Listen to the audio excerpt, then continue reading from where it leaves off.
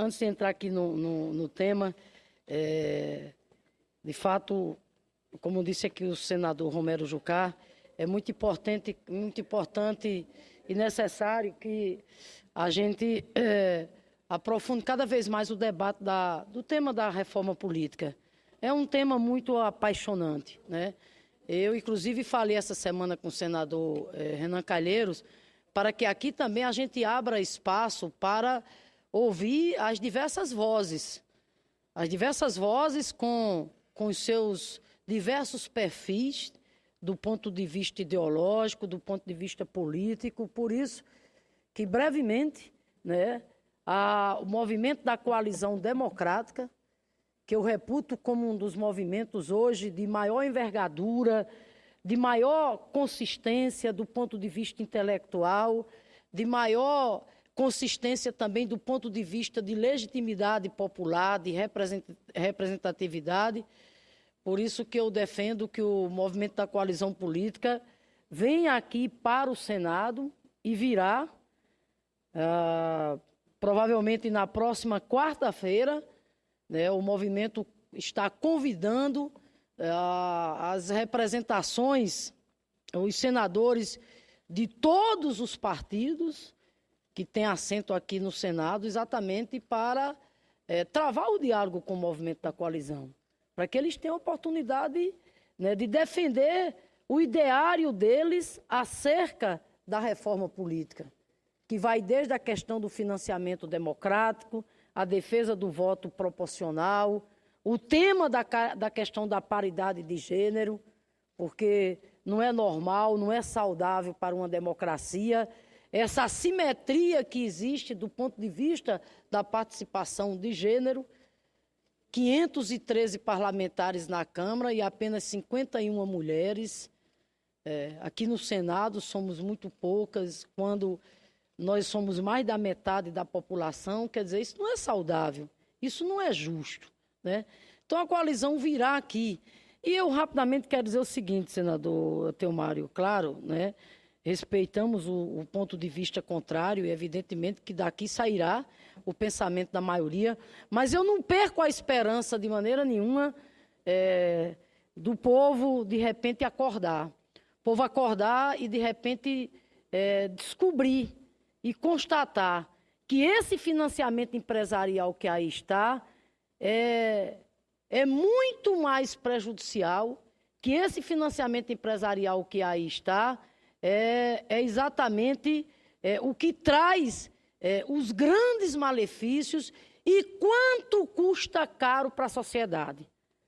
Quanto custa, inclusive, para que a gente possa cada vez mais avançar no direito à educação, quanto custa cada vez mais para que a gente possa avançar cada vez mais no direito a ter uma saúde com dignidade, a segurança e por aí vai.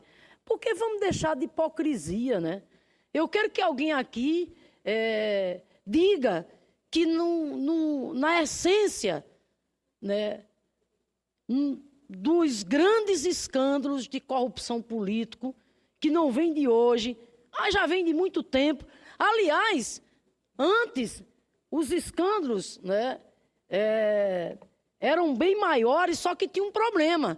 É porque, de repente, ficavam tudo muito debaixo do tapete. Eram tudo engavetados. Essa que é a verdade.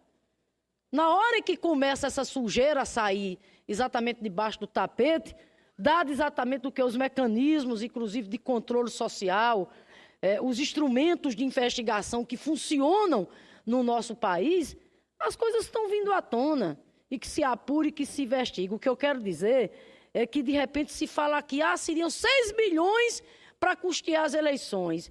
Aí está aí, de repente, no escândalo só, desce pelo ralo, não sei quantos bilhões.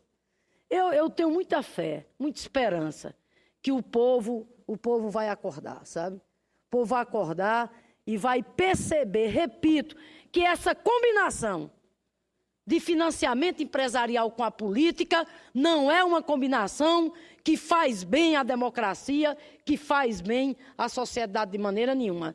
Democracia é algo muito sério. E democracia é isso mesmo, é o povo quem tem que financiar. E esse financiamento pode ser bem mais modesto, até porque não há necessidade dessas campanhas milionárias, esses marketing milionários, essas campanhas cada vez mais com custos altíssimos. Por isso, senador, mas enfim, nós vamos ter momento para debater sobre isso.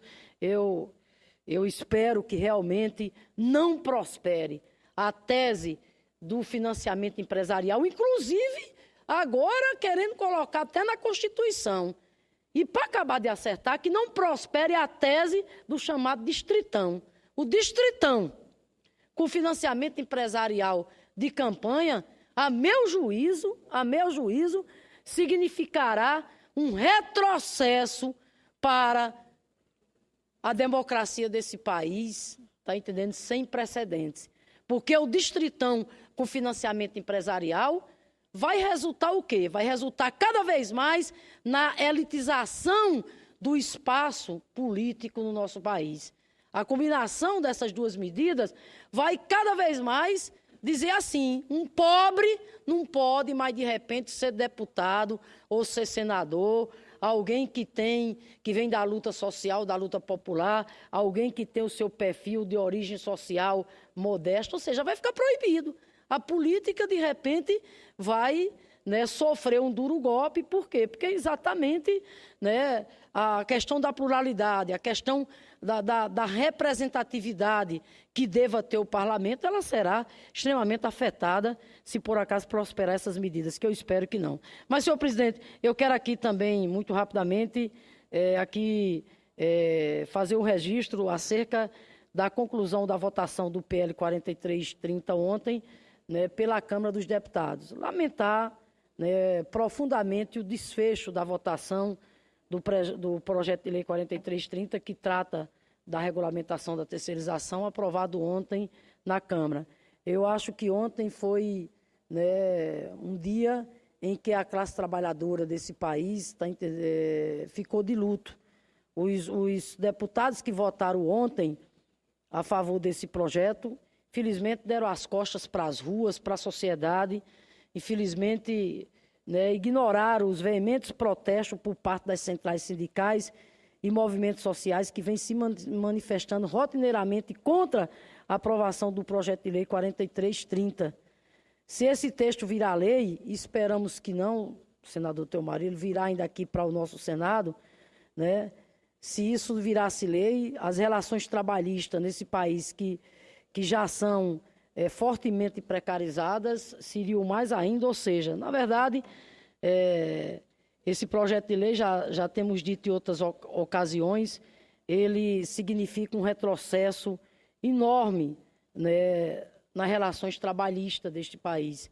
E o grave do projeto de lei aprovado ontem na Câmara foi exatamente o do liberou geral, porque, como nós sabemos, de acordo com a legislação, com a súmula homologada pelo Tribunal Regional do Trabalho, a terceirização hoje ela só pode se dar nas chamadas as atividades meio. E agora, com a legislação aprovada na Câmara, foi incluído também as atividades fins. Só para a gente ter uma ideia, os que estão em casa nos escutando, só para ter uma ideia o que é que significa isso. Além da atividade meio, agora, por exemplo, permitir a atividade fim. Significa, por exemplo, que uma universidade pode contratar agora professor, por meio do regime terceirizado. Hoje, as universidades só podem contratar para as atividades meios, que é de limpeza, segurança, etc. Veja, senhor presidente, as pesquisas, as estatísticas, as pesquisas feitas por institutos sérios mostram que são 13 milhões de trabalhadores terceirizados no país. Pois bem, são os que trabalham mais, 3 horas a mais, em média, e são os que ganham menos. 13 milhões de trabalhadores, repito, trabalham mais do que os outros e ganham exatamente menos. Dou mais outro dado, uma pesquisa realizada, onde diz que dos 10 maiores resgates de trabalhadores em condições análogas a de escravos, em 90% dos casos, as vítimas eram exatamente o quê? Os trabalhadores terceirizados,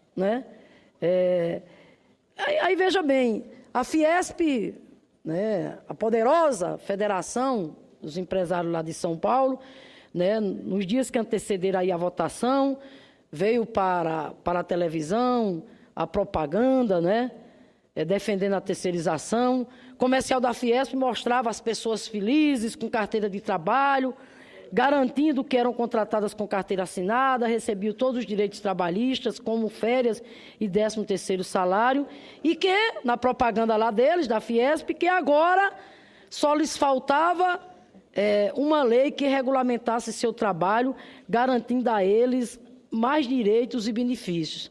Ora, aqui fica a pergunta, senhor presidente, que benefícios outros seriam, se não já os garantidos exatamente pela própria CLT? Né? O fato é que eu quero aqui, de forma muito breve com relação a essa votação, dizer, senhor presidente, que aqui não tem nenhum ranço de natureza ideológica. Não se trata disso, se trata de uma constatação.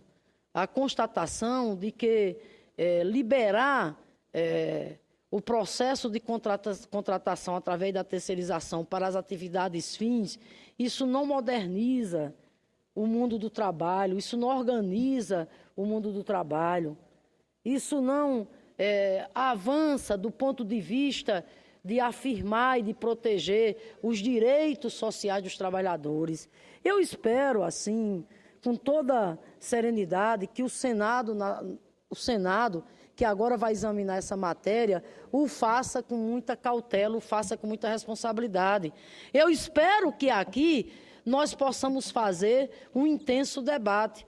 Aliás, o senador Renan Calheiro já disse que essa matéria não será aprovada aqui de afogadilho de maneira nenhuma. Não será. O senador Renan Calheiro, presidente da Casa, tem dito exatamente que essa matéria será amplamente debatida. Que nós aqui possamos, por exemplo, ouvir, né, o Ministério do Trabalho, ouvir os estudiosos. Será que todos os juízes que lidam, né, com a temática exatamente das relações de trabalho estão equivocados? Quando eles, à luz do saber jurídico que eles têm, da vivência que eles têm, do preparo que eles têm exatamente alertado de que essa lei, ela não é boa para a sociedade, ela não é boa para o trabalhador, ela não é boa para a empresa, ela não é boa para a sociedade. Aliás, para a empresa, ela pode ser, porque no fundo, né, esse liberou geral da terceirização acaba oferindo exatamente mais lucros para as empresas, às custas exatamente do quê? Dos direitos dos trabalhadores. Então, eu quero aqui dizer que aos 203 parlamentares que resistiram lá na Câmara, parabenizá-los.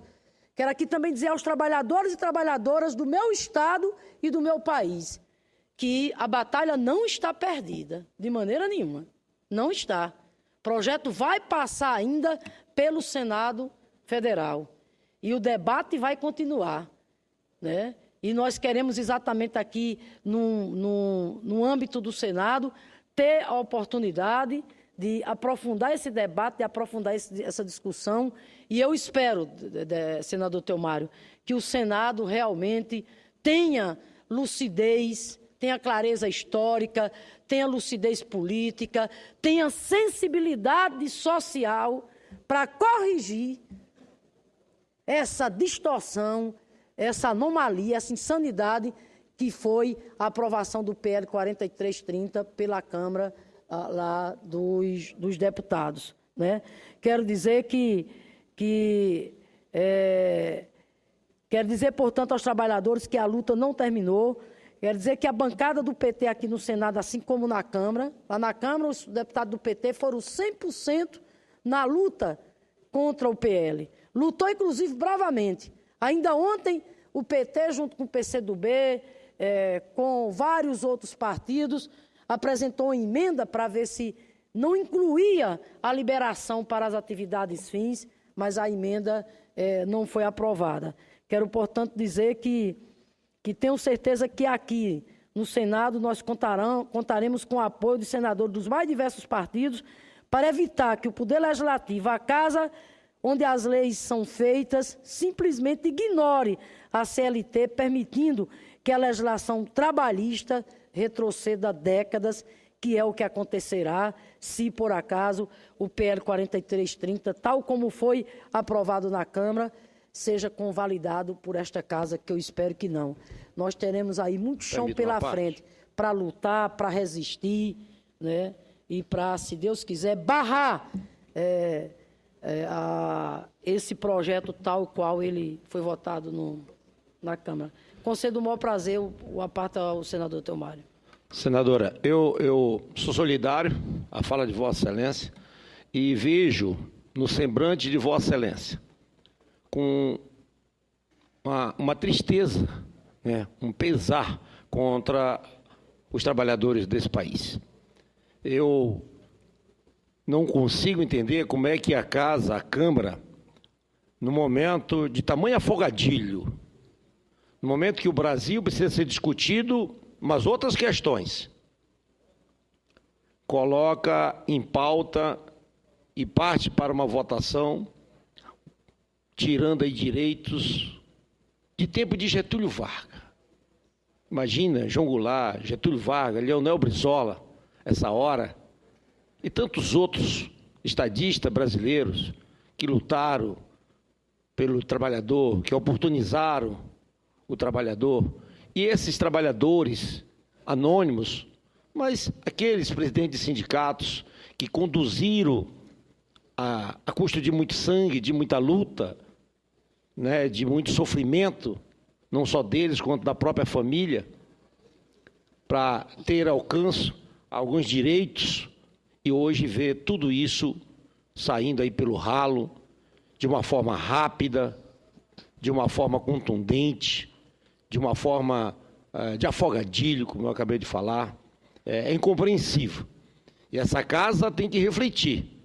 Essa casa não pode entrar no mesmo ritmo do que está entrando a Câmara Federal. Perfeito. Nós precisamos colocar esses assuntos sérios de uma forma que debata com a sociedade, exaustivamente. Nós não estamos aqui para tirar direito de ninguém, até porque mal começou essa legislatura. Mal começou essa legislatura. A gente está vendo algumas decisões tomadas para tentar abafar, esconder, ou pano de fundo, né, de assuntos mais importantes para a nação, e que eu estou vendo aí disputas já para o pleito de presidente. Então, a população brasileira não pode pagar, principalmente o trabalhador, por essas ambições que nós estamos vendo aí, esse avanço. A Câmara, de repente o Senado, que era mais conservador, a Câmara agora parte, né? Hoje mesmo eu presidi, daqui a pouco eu vou falar, lá na Comissão de Direitos Humanos, a questão da minoridade. Então a gente está vendo a sociedade, de uma forma geral, apreensiva, né, com as decisões que estão sendo tomadas na Câmara Federal de forma muito rápida, com pouco debate e ouvindo muito pouco a sociedade. Então, Vossa Excelência tem todo... Eu quero parabenizar a Vossa Excelência por levantar com muita propriedade essa questão, mostrando essa preocupação. Eu tenho certeza que o senador Renan, e nós vamos falar disso daqui a pouco, nós temos que ver quem está pautando esse Senado, que as coisas têm que ser melhor distribuídas.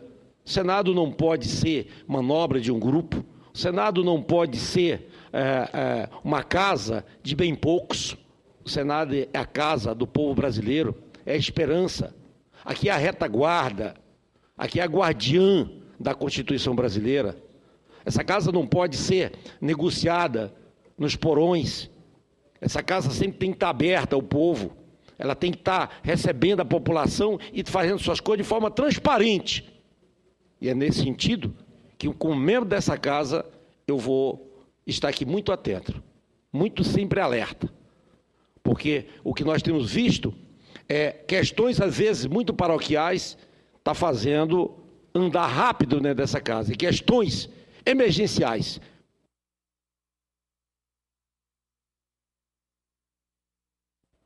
como as reformas políticas de forma profunda, não essas pontuais, que vou ouvir aqui agora um debate e que eu discordo totalmente, não vi nada produtivo. Essa questão de fundo também vou discutir daqui a pouco. O orçamento trouxe o recurso para os partidos, 289 milhões. Aí você levar para 873,4, quase 200%, 400 e tanto o aumento de fundo partidário. Isso aqui ainda enganar a população. Tirado de onde esse dinheiro? O dinheiro foi tirado do dinheiro que subsidiava as energias. O cidadão hoje paga energia mais cara, principalmente da termas elétrica, porque foi de lá que foi tirado esse dinheiro. Mas não me discute isso depois. Quero parabenizar a Vossa Excelência. Obrigada, senador Teomário, pela parte que incorporo aqui a reflexão que fazemos nessa tarde de hoje. E quero dizer, senador Teomário, que, sem dúvida nenhuma, né, o debate vai ser feito sobre o 4330. E quero dizer aqui a CUT, a CTB, ao Conlutas, enfim, aos movimentos sociais, aos movimentos populares que bravamente vêm resistindo, né, na luta aí contra essa escalada conservadora, inclusive que está instalada lá na Câmara, que eu espero que não se instale aqui. Essa luta agora recentemente contra o PL 4330, quero dizer a eles que nada de baixar a cabeça, muito pelo contrário. Muito pelo contrário, a CUT, a CTB, os movimentos sociais, que são herdeiros das melhores lutas, das lutas em defesa do novo sindicalismo, da luta em defesa da afirmação e da promoção dos direitos sociais, né, dos trabalhadores. Quero dizer que levantar a cabeça e o caminho é a mobilização.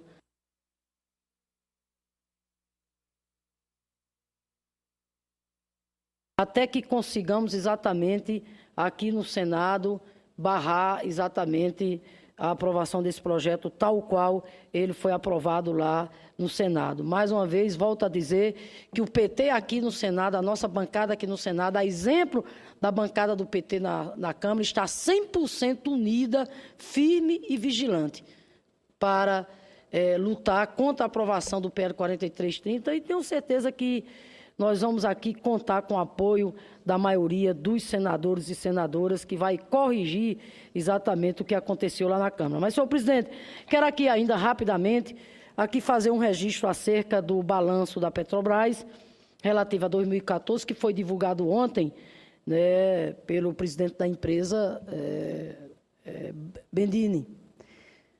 Fazer algumas considerações. Primeiro, quero aqui registrar que Bendini e a diretoria fizeram um competente trabalho no registro, aprovação e exploração clara do balanço da Petrobras que eles apresentaram ontem. Quero ainda acrescentar que o presidente da Petrobras, Bendini e sua equipe mostraram que mereceram a confiança da presidenta quanto à missão exatamente de resgatar a credibilidade da empresa.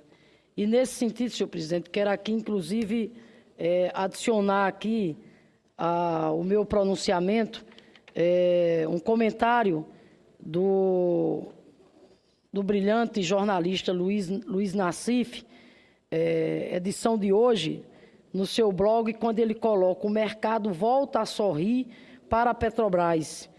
Ele faz aqui várias análises acerca exatamente dos movimentos da Bolsa, frente exatamente à questão da divulgação do balanço da Petrobras, e ele coloca exatamente, senhor presidente, que a indicação de Aldemir Bendini, ex-presidente do Banco do Brasil, para presidir a Petrobras foi o primeiro acerto da presidenta Dilma. A Petrobras tem quadros de excelência para formular a visão estratégica da companhia, o desenvolvimento tecnológico e a exploração racional do pré-sal, né? Eu concordo inteiramente com ele, eu acho que foi uma decisão muito acertada da presidenta Dilma quando convidou Bendini, e ele cada dia mais está dando mostra exatamente da sua competência, da sua seriedade profissional. Com relação ao balanço da Petrobras, quero aqui colocar que o trabalho apresentado ontem pelo presidente da Petrobras e equipe, permite agora a Petrobras evoluir na configuração com os parceiros, investidores e acionistas. Aliás, fazer aqui um registro também, né, senhor presidente, que aqueles que apostaram no caos, aqueles que apostaram, inclusive, no quanto pior está aqui, hoje é dia de quinta-feira, teve oradores aqui, certo? Então, aqueles que apostaram no caos, aqueles que apostaram no quanto pior melhor, aqueles, inclusive, que torciam, né, para que as ações da Petrobras derretessem, estão, tá entendendo, na verdade, quebrando a cara. Porque as ações estão aí em franco processo de recuperação e o anúncio do balanço ontem feito, né, da Petrobras relativo a 2014, feito pelo presidente Bendini e toda a sua equipe, repito, mostra exatamente que a presidenta Dilma fez uma escolha muito acertada, né, quando o convidou, mostra exatamente que a Petrobras não vai ficar em regime de paralisia de maneira nenhuma e que eles vão conduzir a empresa para que ela continue sendo o maior patrimônio desse país e para que ela continue sendo orgulho, né, da sociedade brasileira. Quero aqui, portanto, saudar o presidente Bendini e toda a equipe e dizer a eles que aqui, inclusive enquanto integrante da Frente Parlamentar em Defesa da Petrobras, estamos aqui firmes e vigilantes na defesa da Petrobras. E defender a Petrobras hoje, senhor presidente, é, sobretudo, ficar de olho no modelo de exploração que a Petrobras adota hoje. É ficar de olho na defesa da legislação que a presidenta Dilma e o presidente Lula tiveram a ousadia, que foi exatamente de mandar para o Congresso Nacional uma legislação, me refiro à legislação que trata do marco regulatório da exploração do pré-sal, legislação essa que, na medida em que apostou na política de conteúdo nacional, na medida em que adotou o chamado regime de partilha, na medida em que deu à Petrobras exatamente do que? O status, né, na exploração do pré-sal, de preferência e de exclusividade, o presidente Lula e a presidenta Dilma estavam olhando exatamente para o desenvolvimento da nação, estavam olhando exatamente para o Brasil. Por quê? Porque boa parte desses recursos e dessa riqueza, inclusive, terá um destino muito nobre, que é o destino exatamente de quê? De financiar o direito à educação das nossas crianças, jovens, adultos, é financiar o direito à educação do povo brasileiro.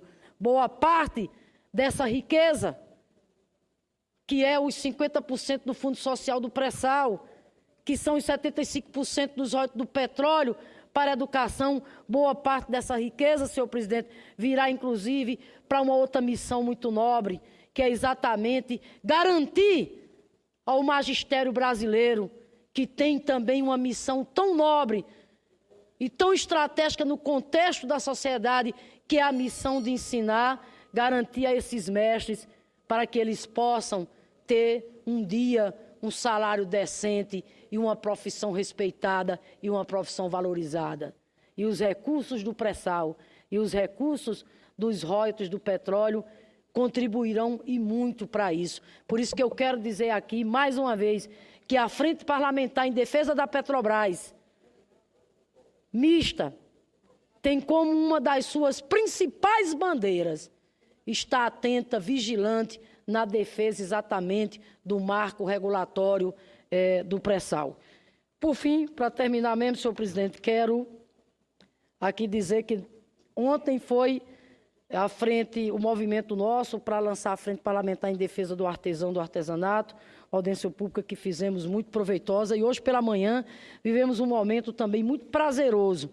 É que hoje pela manhã, senhor presidente, relançamos a Frente Parlamentar em Defesa do Livro, da Leitura e da Biblioteca. A Frente Parlamentar mista, ela será coordenada pelo deputado Stedley, do PSB do Rio Grande do Sul, e por mim aqui no Senado.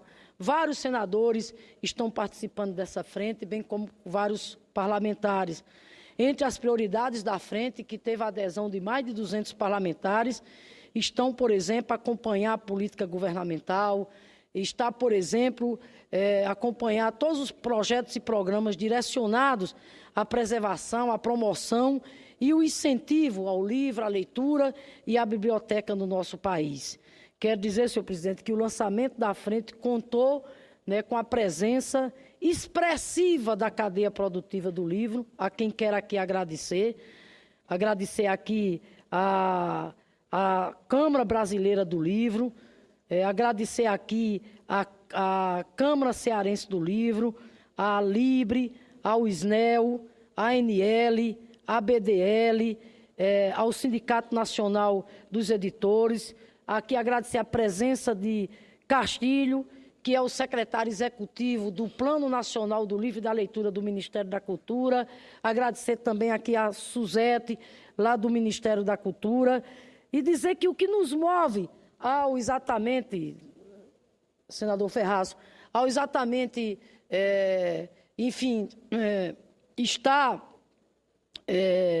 o que nos move exatamente ao organizar essa frente é o desejo de que o Legislativo possa contribuir para avançar no que diz respeito à questão das políticas do livro, da leitura e da biblioteca. O Brasil é um país que lê muito pouco ainda, muito pouco.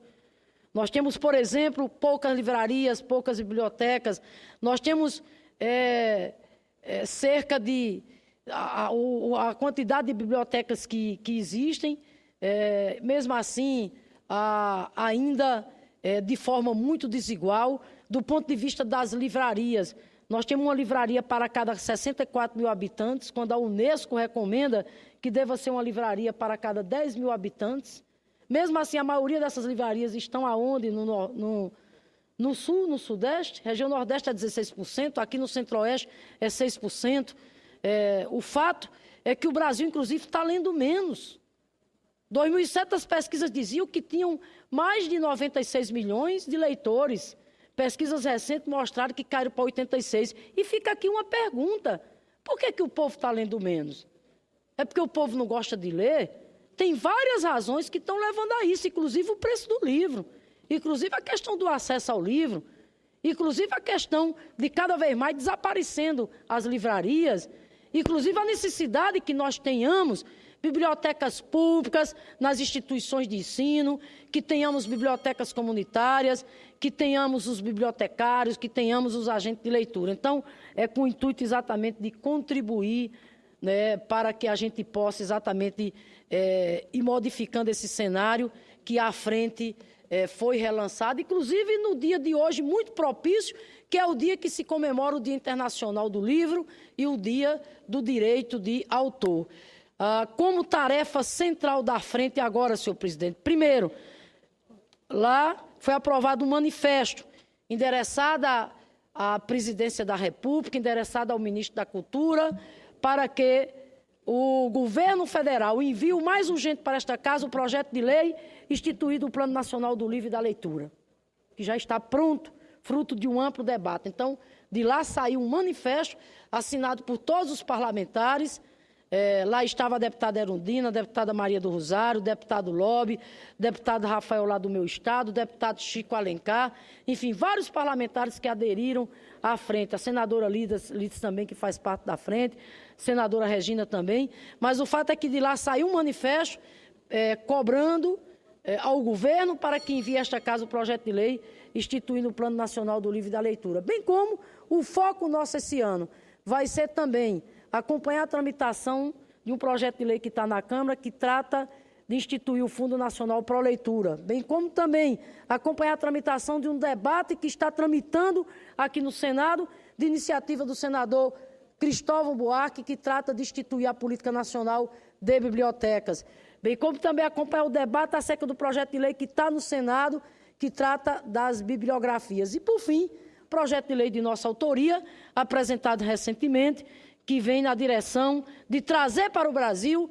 uma experiência muito exitosa, implementada já em alguns outros países, que contribuiu e muito para promover o mercado livreiro, para democratizar o acesso ao livro e à leitura, que é a lei do preço fixo do livro, né? Esse projeto que nós apresentamos.